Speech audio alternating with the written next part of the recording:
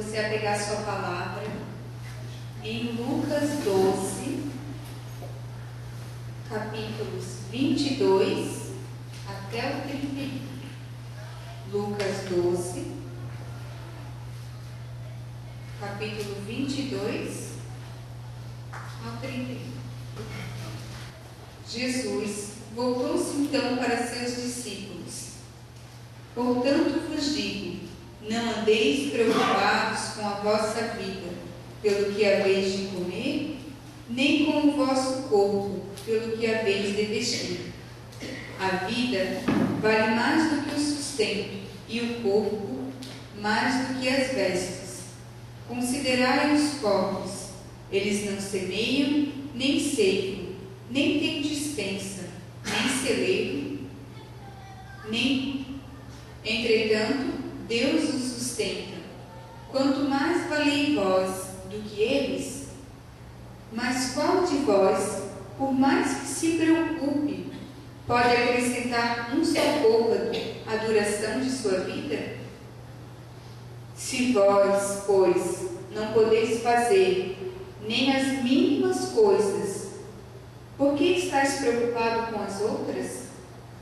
Considerai os lírios como crescem, não fiam nem tecem. Contudo, digo-vos, nem Salomão, em toda a sua glória, jamais se vestiu como um deles.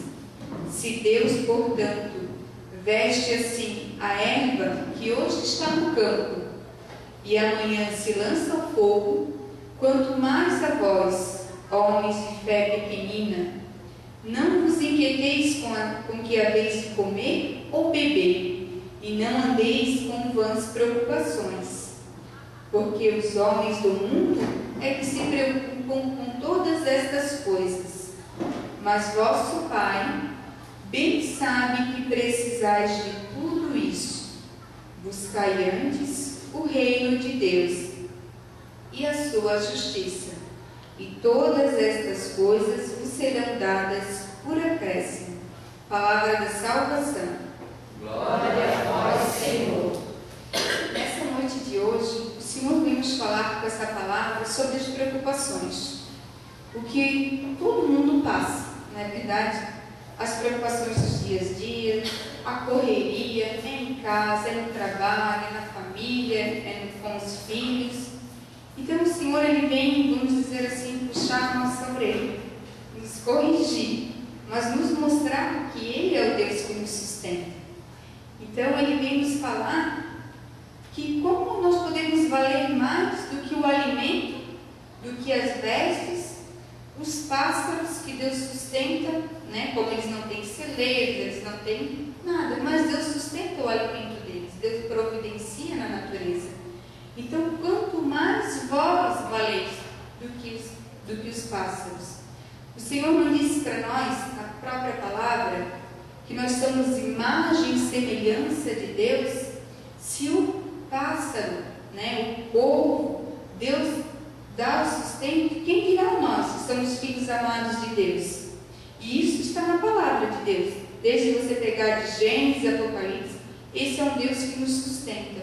É um Deus que vem nos abençoando de cada geração. Essa aliança que Deus fez conosco lá em Abraão. Então Deus vem nos falar: por que vocês estão preocupados com o que comer, com o que beber, com o que se vestir? Por que vocês estão perdendo a noite de sono? Aonde está essa preocupação de vocês? Se eu vou sustentar todos vocês, se eu sustento as aves, se eu sustento todas essas coisas, por que você, que é minha imagem, minha semelhança, por que você que eu amo, por que você que vai viver eternamente, eu vou abandonar vocês? Não, o Senhor nunca nos abandona.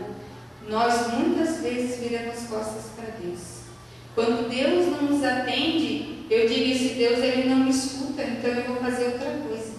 Então eu prefiro acreditar no homem de carne e osso, que não pode me dar nada, ao invés de acreditar nesse Deus que me promete uma vida eterna. Esse Deus que Ele me promete todas as bênçãos, mas muitas vezes nós não conhecemos essas bênçãos, essas promessas. Por quê? Porque nós não lemos a palavra.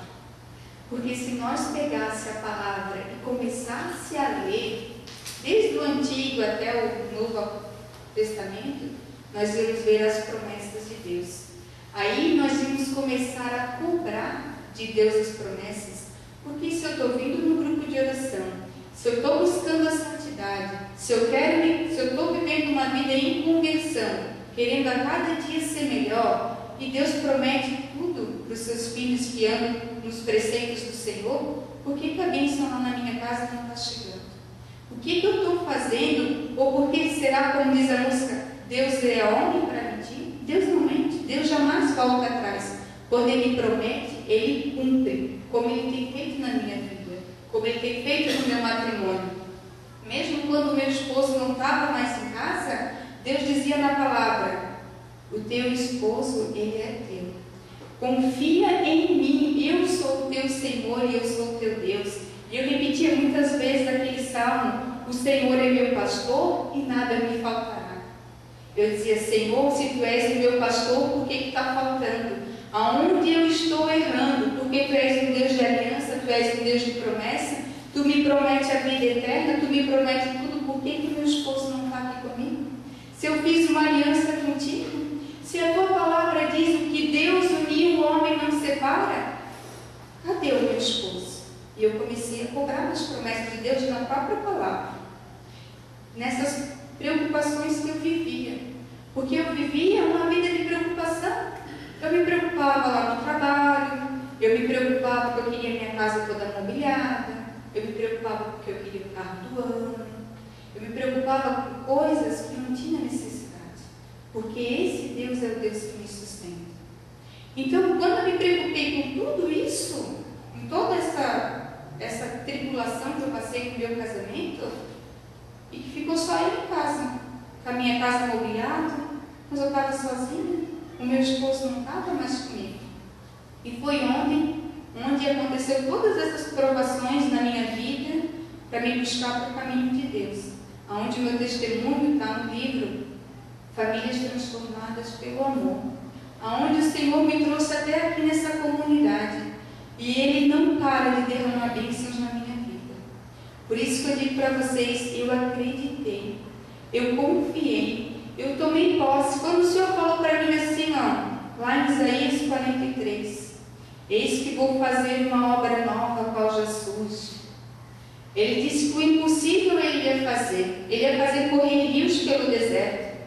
Eu disse: eu tomo posse. E eu cobrava de Deus todo dia.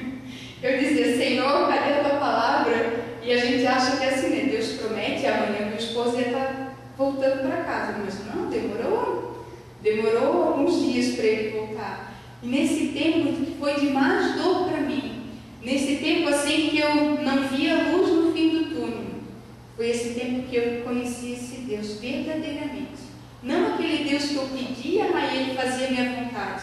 Eu queria casar e Ele me deu uma festa de casamento. E na minha cabeça era um Deus assim, né? Que supria o meu material, tudo que era material na minha vida.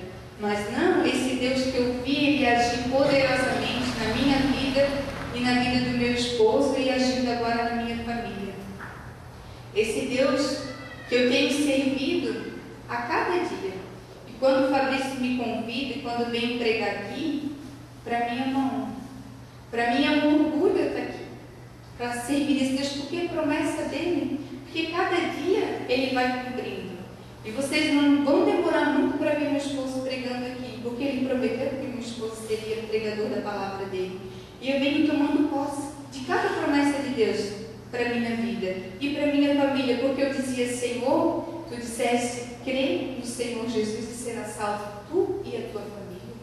Então, quando você começa a ter intimidade com o Senhor, quando você começa a pegar a palavra de Deus e ver as bênçãos, você vai pensar: por que a bênção não está derramando lá na minha casa? O que eu estou fazendo de errado que não está chegando essa bênção? Por que eu estou vivendo nesse deserto?